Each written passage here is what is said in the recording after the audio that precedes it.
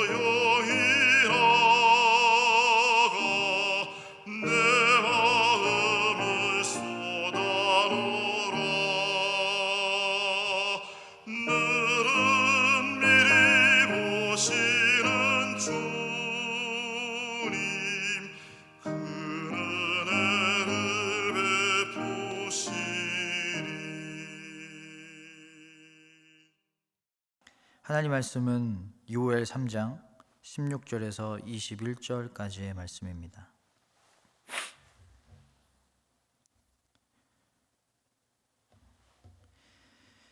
여호와께서 시온에서 부르짖고 예루살렘에서 목소리를 내시리니 하늘과 땅이 진동하리로다. 그러나 여호와께서 그의 백성의 피난처 이스라엘 자손의 산성이 되시리로다. 그런즉 너희가 나는 내 성산 시온에 사는 너희 하나님 여호와인 줄 알 것이라.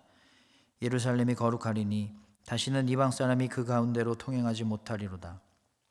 그날의 산들이 단 포도주를 떨어뜨릴 것이며 작은 산들이 젖을 흘릴 것이며 유다 모든 시내가 물을 흘릴 것이며 여호와의 성전에서 샘이 흘러나와서 시딤 골짜기에 되리라.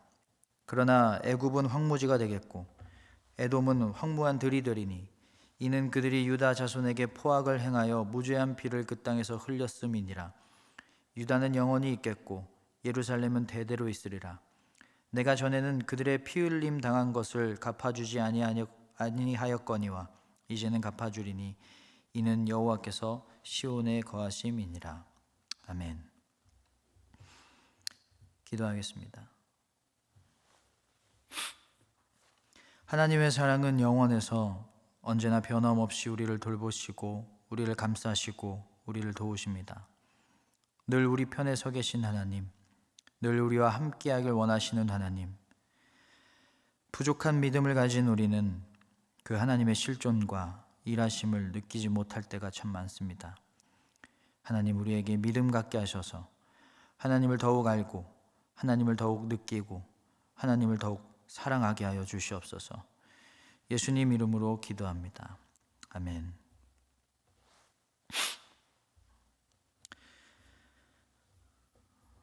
제가 결혼을 한 지 한 5년쯤 됐는데 결혼을 하고 나서 결혼을 하기 전보다 2배로 화가 나요. 왜냐하면 결혼 전에 혼자 살 때는 제 일에만 화났거든요. 그런데 결혼을 하니까 아내에게 일어나는 화나는 일들도 같이 화가 나는 거예요. 그래서 2배로 화가 납니다. 결혼 후에는 기쁜 일도 2배가 됐어요. 결혼 전에는 나 혼자 내 일에만 기뻐했지만 결혼하고 나니까 아내에게 기쁜 일도 나에게 기쁜 일이 돼서 2배가 됐어요. 이걸 같은 편이라고 부릅니다. 우리나라가 다른 나라랑 운동 경기할 때 우리나라가 이기면 거기 뛰는 선수들도 기뻐하지만 그걸 보는 국민들도 기뻐해요. 지면 선수들도 안타까워하고 우리도 같이 안타까워해요. 같은 편이니까요. 같은 팀인데 우리가 졌는데 기뻐하면 같은 편이라고 할 수가 없겠죠. 상대팀이 득점했는데 기뻐하면 같은 편이 아닌 거예요. 우린 그걸 스파이라고 부릅니다. 여러분, 주변에 여러분의 편이 얼마나 계신가요? 누가 내 편인지 어떻게 알 수 있을까요? 내가 기뻐하는 일에 같이 기뻐하고 내가 힘들어하는 일에 같이 힘들어하면 같은 편이에요. 상대방이 슬퍼할 때 같이 슬퍼하고 상대방이 어려울 때 같이 어려워하는 게 같은 편인 거예요. 직장에서 내 편을 찾을 수가 있을까요? 내 편이 얼마나 있을까요? 직장에서는 내 편을 찾기가 굉장히 어렵죠. 같은 목표, 같은 계획을 가지고 같이 일을 하지만 딱 거기까지잖아요. 삶과 마음과 생각에까지 같은 편이 되기는 어려운 것 같습니다. 그래서 현대사회의 사람들은 편을 잃었어요. 같은 편이 많이 없습니다. 바쁘게 살다 보니까, 빠르게만 살다 보니까 친구를 만날 시간도 부족하고 가족과 같이 있을 시간도 없어서 일만 하다 보니까 같은 편이 없는 거예요. 그만큼 쓸쓸하고 외로워졌습니다. 그래서 하나님이 우리의 편이 되어주세요. 여호와는 우리의 편입니다. 점점 같은 편을 잃어가고 점점 외로워지는 현대를 살아가는 우리를 위해서 같은 편이 되어주고 싶어 하세요. 우리가 슬퍼할 때 같이 슬퍼하시고요. 우리가 힘들어할 때 힘을 주시고 기뻐할 때 함께 기뻐하십니다. 오늘 말씀은 하나님이 편이 되어주시는 장면인데 21절을 보면 내가 전에는 그들의 피 흘림 당한 것을 갚아주지 아니하였거니와 이제는 갚아주리니 이는 여호와께서 시온에 거하심이니라. 하나님이 이스라엘을 괴롭히던 이방 민족에게 이제는 원수를 갚아주시겠대요. 이스라엘을 승리하도록 도와주신대요. 하나님이 이제 갚아주시겠다는 거예요. 하나님이 같은 편 하시겠다는 겁니다. 그리고 18절을 보면 그날에 산들이 단 포도주를 떨어뜨릴 것이며 작은 산들이 젖을 흘릴 것이며 유다 모든 시내가 물을 흘릴 것이며 여호와의 성전에서 샘이 흘러나와서 시딤 골짜기에 되리라. 포도주와 젖과 물이 풍요한 가득한 삶을 약속하셨어요. 하나님이 우리의 편이 되시면 우리가 승리할 뿐만 아니라 풍요한 삶을 살 수 있게 된다는 겁니다. 가장 안전한 삶은 하나님과 같은 편인 삶입니다. 가장 안전하지 않은 삶은 하나님과 같은 편이 아닌 삶이에요. 프랑스의 한 축구팀에 라모스라는 축구 선수가 있는데 플레이 스타일이 굉장히 거칠어서 라모스랑 같은 편으로 있을 때는 아주 든든하고 아주 힘이 되지만 다른 편으로 만나면 정말 무섭다고 합니다. 강하게 수비하고 태클하고 밀거든요. 요즘 우리나라에서 손흥민이라는 선수가 제일 축구를 잘하죠. 우리 팀이니까 든든하고 좋죠. 다른 팀으로 만났으면 무섭고 힘들겠죠. 하나님이 우리 편이면 세상이 줄 수 없는 평안과 든든함과 기쁨과 자유와 진리의 삶을 살 수 있어요. 가장 안전한 삶을 사는 거예요. 넘어져도 실패해도 가장 안전한 삶을 살고 있는 거예요. 하나님이 책임져 주시니까요. 부족하고 연약해도 완전합니다. 하나님이 승리하게 해주시니까요. 그런데 하나님이 없는 삶은 두려움과 걱정과 악과 죄만 있습니다. 아무리 잘 사는 것 같아도 가장 안전하지 않은 삶입니다. 하나님이 없는 삶은 하나님이 아니라 사람 눈치를 보면서 살아가요. 그러니까 모든 일들이 하늘에 닿을 정도로 진정성 있고 탁월한 게 아니라 내가 눈치 보고 있는 사람들 수준에까지밖에 안 가는 거예요. 그 선을 못 넘깁니다. 그러니까 늘 두렵고 늘 걱정하고 늘 탁월하지 못하고 늘 창조적이지 못하고 늘 근사하지 못한 삶을 살 수밖에 없겠죠. 위험한 삶을 사는 겁니다. 그러면 어떻게 하나님이 우리 편인 삶을 살 수가 있을까요? 우리가 하나님 편에 서는 겁니다.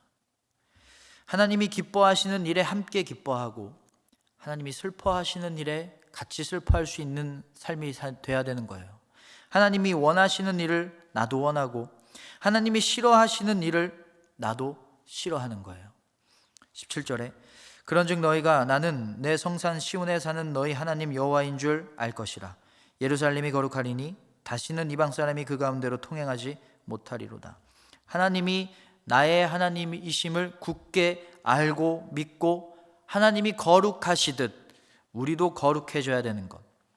그러니까 하나님과 같은 생각, 하나님과 같은 마음, 같은 계획, 같은 소망, 같은 형상, 같은 모습을 회복하는 겁니다. 그런데 하나님이 인도하시는 길이 싫을 때가 있어요.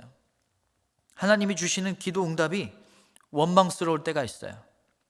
이럴 때 우리가 하나님과 같은 편이라고 할 수가 있을까요? 같은 편이 아니죠. 하나님은 이게 최상의 방법이라고 생각하시는데 나는 아니라고 하는 거니까요. 하나님은 사랑하고 온유하라고 하시는데 우리는 미워하고 무시하고 사랑하지 않고 참지 못할 때가 있습니다.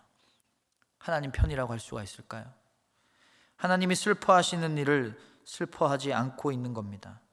죄를 지을 때가 많습니다. 하나님이 싫어하시는 일을 같이 싫어하지 않는 거예요. 같은 편이라고 할 수가 있을까요? 같은 편이 아니에요. 같은 걸 느끼고 같은 걸 생각하고 같은 걸 원하는 게 아니니까요. 오늘 말씀에서 애굽과 에돔을 심판하시겠대요. 왜 이 민족들이 심판당할까요? 19절을 보면 그러나 애굽은 황무지가 되겠고 에돔은 황무한 들이 되리니 이는 그들이 유다 자손에게 포악을 행하여 무죄한 피를 그 땅에서 흘렸음이니라. 하나님 편이 아니었어요. 하나님과 같은 생각 같은 마음으로 살지 않았어요. 포악을 행했거든요. 죄를 지었어요. 사랑을 행하지 않았고 자기보다 약한 자들을 괴롭게 했습니다. 하나님과 같은 마음이 아니었고 하나님이 싫어하는 일만 했습니다. 하나님이 같은 편일 때의 유익은, 하나님이 같은 편이 되어 주실 때의 은혜는 하나님 편에 서는 사람만 누릴 수가 있는 겁니다. 하나님을 사랑하고 하나님을 찬양하고 하나님을 예배한다고 하나님 편이 아니에요.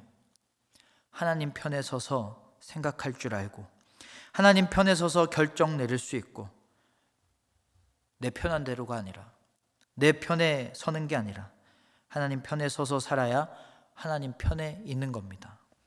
여러분, 모든 일들을 하나님 편에 서서 생각하세요. 나의 생각, 나의 결정, 나의 이 계획은 하나님이 어떻게 생각하고 계실까? 잘한다고 하실까? 하나님 편에 서서 생각한다는 건 바로 사랑입니다. 사랑이 결여된 것이라면 하나님 편이 아니에요. 하나님 편에 서서 살아간다는 건 순종이에요. 내 마음과 생각과 기도대로 흘러가지 않는다고 해도 겸손하게 하나님의 인도하심에 순종하는 겁니다. 하나님 편에 서서 살아간다는 건 거룩이고 겸손이고 섬김이고 낮아짐이에요. 높아지려고 하시나요? 하나님 편에 서지 않고 하나님 편에서 멀어지고 있는 겁니다. 하나님은 늘 우리 편이십니다. 늘 우리 편에 서서 우리의 삶을 응원하시고 도우시고 우리를 위해 대신 싸워서 승리하시는 분입니다. 우리를 위해 죽으실 만큼 우리 편이세요. 이러한 은혜를 경험할 수 있도록 늘 하나님 편에 서 있는 우리 모두가 되기를 주님의 이름으로 축원합니다. 주기도문 하겠습니다. 하늘에 계신 우리 아버지여, 이름이 거룩히 여김을 받으시오며 나라가 임하시오며 뜻이 하늘에서 이루어진 것 같이 땅에서도 이루어지이다. 오늘 우리에게 일용할 양식을 주시옵고 우리가 우리에게 죄 지은 자를 사하여 준 것 같이 우리 죄를 사하여 주시옵고 우리를 시험에 들게 하지 마시옵고 다만 악에서 구하시옵소서. 나라와 권세와 영광이 아버지께 영원히 있사옵나이다. 아멘.